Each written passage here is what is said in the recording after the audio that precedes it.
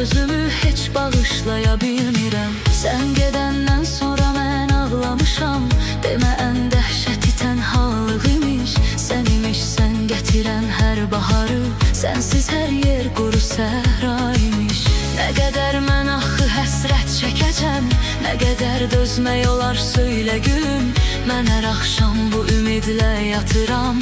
Gecə ya sən gələcəksən ya ölüm. Bir qaranlıq gecənin vahiməsi, bir sınıq pəncərənin çərçivəsi, onu çırpan küləyin vəhşi səsi.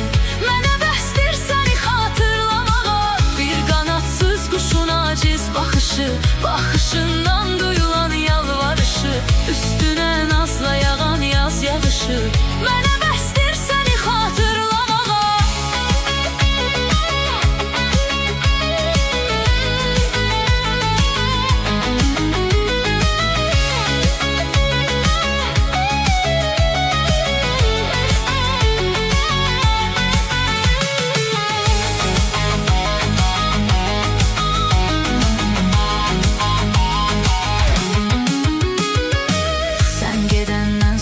Gün görməmişəm, elə gündüz də mənim üçün gecədir.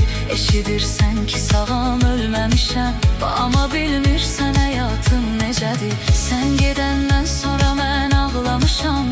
Demə ən dəhşətli tənhalıq imiş. Sən imişsən gətirən hər baharı. Sənsiz hər yer quru səhra imiş.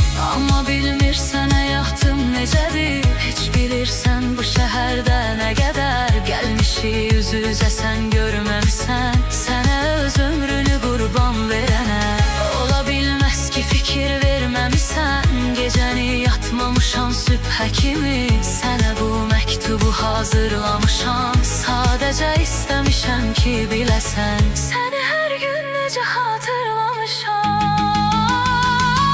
Bir qaranlıq gecənin vahiməsi, bir sınıq pəncərənin çərçivəsi, onu çırpan küləyin vəhşi səsi.